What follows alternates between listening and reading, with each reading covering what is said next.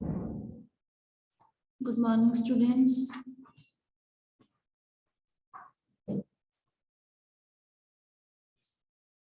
Beta, don't forget to mention your ID along with your name. When you enter the class, mention your ID also. आपकी attendance भी लगती है, तभी उसका पता चलेगा कि कौन सा बच्चा है, कौन सी क्लास का है.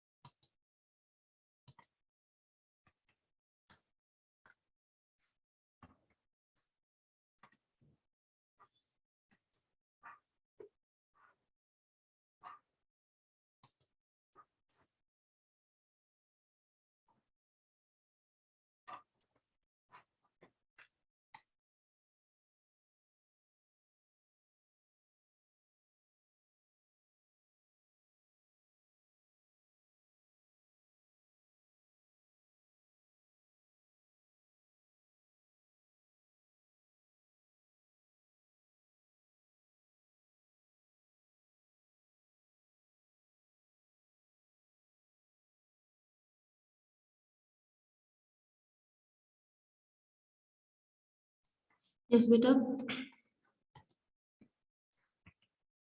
First of all, we will discuss about article writing. पहले हम इसको देखेंगे.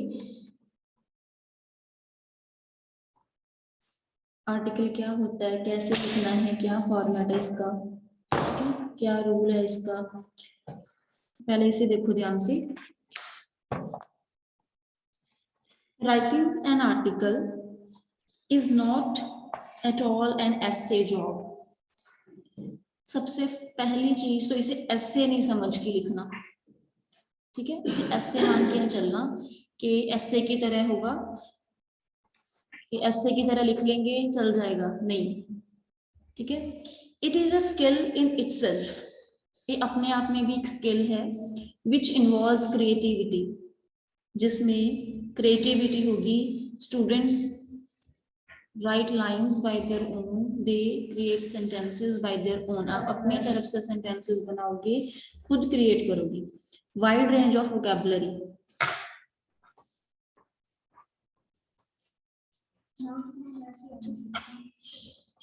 And you use different kind of vocabulary. आप क्या use करोगे? Vocabulary भी use करोगे, है ना. अच्छे अच्छे words ढूंढ के लेके आओगे, new words use करोगे, new words भी लिखे जाएंगे. And knowledge of the subject. जिस सब्जेक्ट के अकॉर्डिंग, जिसके ऊपर आपका ये आर्टिकल लिखा जाएगा, उस सब्जेक्ट की नॉलेज यू शुड नो होनी चाहिए आपको, है ना. And above all a students expressional skill. और सबसे ज्यादा इंपॉर्टेंट क्या है, एक स्टूडेंट का स्किल्स को एक्सप्रेस करने का, आइडियाज को एक्सप्रेस करने का way. For mastering this skill one needs to develop a reading habit. Article writing के लिए you must develop your reading habit, ठीक है. The more you read, the more you become able to write any article. जितना पढ़ोगे, जितना उसके बारे में देखोगे, सुनोगे, उतना आपको पता चलेगा.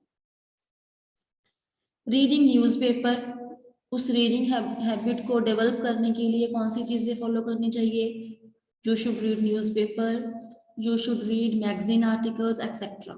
For writing a good piece of article, the following tips may help a student. एक अच्छा आर्टिकल लिखने के लिए कौन सी चीजें आपको फॉलो करनी चाहिए, that are given below, वो आगे दी गई है. तो बेटा, तो मेरा मेन मोटिव आज आपको यही है, आपको पता चले that what is the difference between essay writing and article writing. Difference है ना. डिफरेंस, पहले तो वोकेबलरी ही आपकी बहुत इजी नहीं होनी चाहिए, ऑर्नामेंटल लैंग्वेज होनी चाहिए, पता चले कि हाँ कि +1 के बच्चों ने लिखा हुआ है कुछ, है ना. कोशिश करो कि अच्छी अच्छी वोकेबलरी, डेली न्यू 5 वर्ड्स ढूंढो और उनके बारे में लिखो. नेक्स्ट देखो बेटा, title of the article should be catchy. Article ऐसा बनाओ जो कैची हो, रीडर्स को अट्रैक्ट करे, रीडर्स को देख के इम्प्रेस हो. खुद का दिल करे पढ़ने के लिए कि हाँ इतना अच्छा आर्टिकल का नाम है तो इसमें अंदर कितना जो है कितना अच्छा मटेरियल हमें मिलेगा। थॉट प्रोवोकिंग, थॉट्स प्रोवोक होने चाहिए, थॉट बनने चाहिए, एंड डिस्क्रिप्टिव, डिस्क्रिप्टिव भी होना चाहिए मटेरियल, ऐसे ही नहीं कुछ जो भी गिवन होना उसका मीनिंग होना चाहिए। It should usually contain 4 to 6 words, जो टाइटल होना चाहिए 4 to 6 वर्ड से ज्यादा नहीं होना चाहिए, इतने में ही उसे लिखना है। And it can be a single word और अ फ्रेज और इवन अ सेंटेंस, या वो कोई सिंगल वर्ड यूज कर लो या कोई फ्रेज यूज कर लो या फिर कोई सेंटेंस यूज कर लो। In most cases, the title is given in the question. ठीक है, जो टाइटल ही दिया जाता है आपको क्वेश्चन में। नेक्स्ट देखो बेटा, the body of an article should B cohesive, जो बॉडी होनी चाहिए वो कोहेसिव होनी चाहिए, वेल स्ट्रक्चर्ड होना चाहिए, ऐसे नहीं कि सेंटेंस फॉर्मेशन आपकी कोई है ही नहीं, है ना, मतलब जहाँ पे सब्जेक्ट की नीड है सब्जेक्ट भी लिखो, है ना, जो ग्रामेटिकल है ग्रामेटिकल मिस्टेक भी नहीं होनी चाहिए, है ना, मतलब कंसेप्ट खुद का पहले क्लियर होना चाहिए, देन स्टार्ट राइटिंग आर्टिकल। फिर आपको जो है जो आर्टिकल है वो लिखना होगा या फिर आपको लिखना चाहिए। कुछ बच्चे क्या करते हैं, उनको क्लियर नहीं होता सेंटेंस स्ट्रक्चर, सेंटेंस फॉर्मेशन ही उनकी क्लियर नहीं होती, वो क्या करते हैं डिड के साथ ही फॉर्म की थर्ड फॉर्म लगा देते हैं। ठीक है, don't do such type of silly mistakes. ठीक है, यू आर स्टूडेंट ऑफ +1, तो इन चीजों को बेटा आपने इम्प्रूव करना है कि डिड के साथ क्या है, मतलब टेंसेस शुड बी क्लियर, है ना। After this class we will start tenses, इसके बाद हम टेंसेस कर लेंगे, आपको ज्यादा पता चल जाएगा। ठीक है, और कोहेसिव का मतलब होता है बेटा state of sticking together tightly specially, मतलब किसी चीज को टुगेदर करना, लेकिन बड़े ही उसको वो लगना चाहिए कि हाँ थोड़ा सा ऐसे ही नहीं कि हाँ एक टॉपिक एक लाइन कोई और कंसेप्ट की स्टार्ट करनी, एक लाइन का दूसरी लाइन के साथ कोई लिंक्ड ही नहीं होना चाहिए, ऐसे नहीं होना चाहिए, क्योंकि each and every line should be linked होना चाहिए उनका। It should be well structured, distinct beginning, the middle and then the conclusion. ऐसे लिखो कि पहले बिगिनिंग थोड़ी सी इंट्रोडक्शन दी जाए कि किसके रिगार्डिंग लिख रहे हो, मिडल में जो उसकी प्रॉब्लम्स आ रही हैं, जो भी आपका इशू है ना उसके बारे में थोड़ा सा लिखे, फिर उसके सजेशंस भी दें और लास्ट में उसका कंक्लूजन भी लिखो। ठीक है, the words, sentences and paragraphs should follow in a natural and coherent manner leading to the main thought of the article. Article पढ़ के ही पता चलना चाहिए that whatever you are writing it is linked with the title of the article. ऐसे नहीं कि title कुछ और है बात बीच में कुछ और ही चल रही है, नो, टोटली रॉन्ग हो जाएगा। आपने जो अपना सब्जेक्ट मैटर है, जो आपका कंटेंट है, वो टाइटल के अराउंड ही रखना है, टाइटल के बियॉन्ड नहीं जाना। ठीक है बेटा, सबसे मेन चीज देखो, divide the article into 3 to 4 paragraphs each touching the single thought line. Article 3 to 4 paragraphs में होना चाहिए, ज्यादा भी हो सकता है। ठीक है, और ईच टचिंग द सिंगल, एक ही थॉट लाइन एक ही होनी चाहिए, जिस टॉपिक जो पूछा गया है, जो उसका मेन है चीज, मतलब जो उसका टाइटल है उसका ही थॉट लाइन पूरे पैराग्राफ में पूरे आर्टिकल में दिखना चाहिए।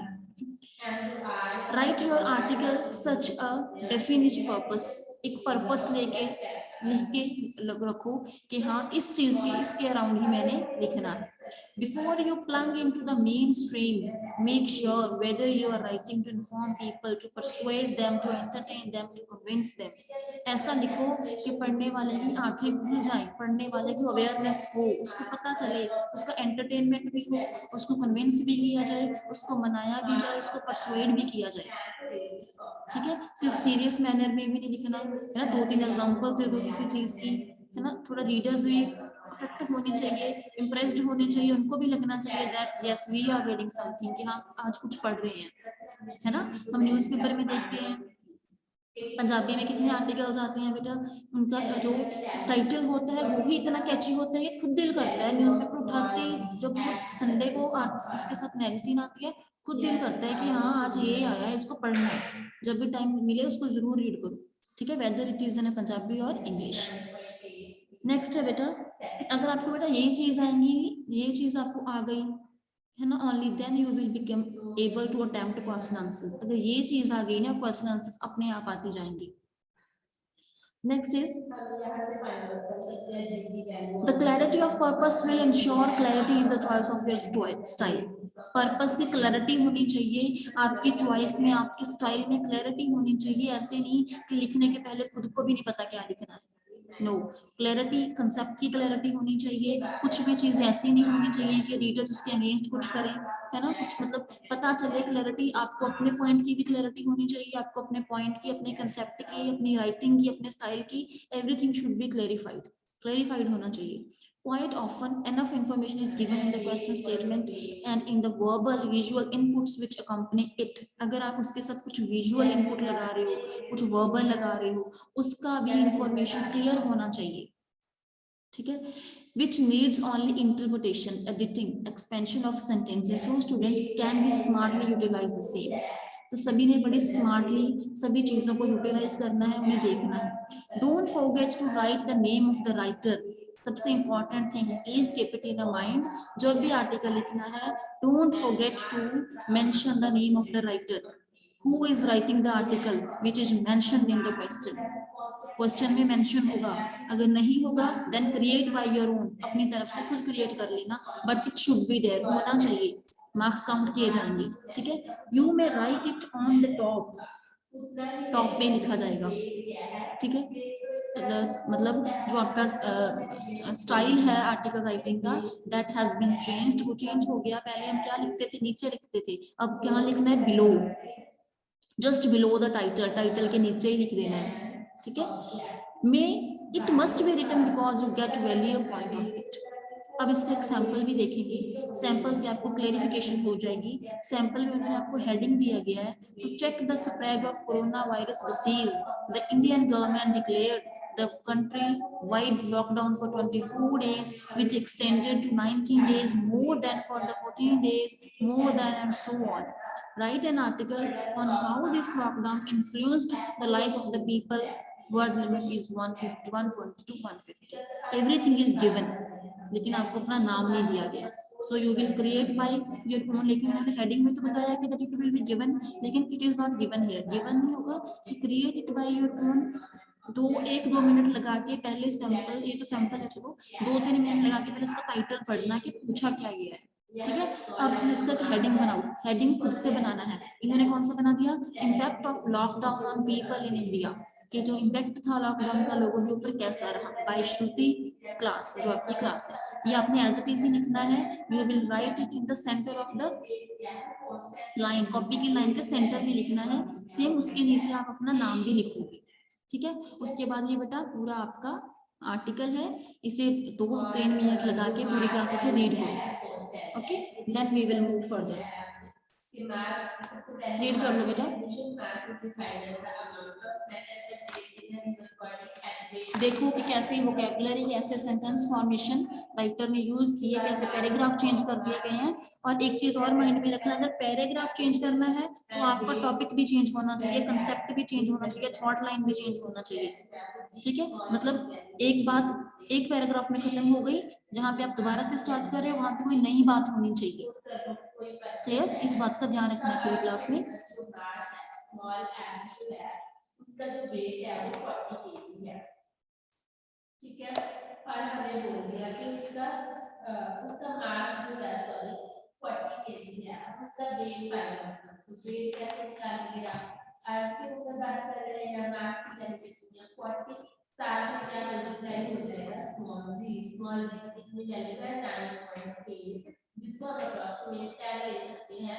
40 को 10 कितना आ जाएगा, 400 का वेट के लिए क्या आ गया, ओके बेटा, ठीक है। तो देख लो 1-2 मिनट में ध्यान से। अगर 2-3 पैराग्राफ्स में देख रहे हो दैट विल बी एनफ, वो भी काफी है आपके लिए कि आप उतना देखो ध्यान से कि कैसे स्ट्रक्चर क्या है, फॉर्मेट क्या है, कैसे लिखा गया है। और आपको आपकी क्लास में जो ये सेंटेंस होगा, जो आर्टिकल होगा, हो सकता है एक इसमें एक पिक्चर दी गई हो, पिक्चर को देख के आपको खुद आर्टिकल बनाना हो, ऐसा भी आ सकता है। फिर वो आपके परसेप्शन के ऊपर आपकी आइडियोलॉजी के ऊपर बेस्ड होगा कि आप उस पिक्चर पे कैसे समझ रहे हो, कैसे उसके रिगार्डिंग जो है आर्टिकल लिखोगे। ठीक है बेटा, okay. Now I am going to unmute you. तो अगर किसी का कोई भी डाउट है इसके रिलेटेड तो आप पूछ सकते हो बेटा। अमनप्रीत, अंबरजीत, रिधिमा, जसप्रीत, सनम, सिमरन, कोई डाउट है बेटा किसी का?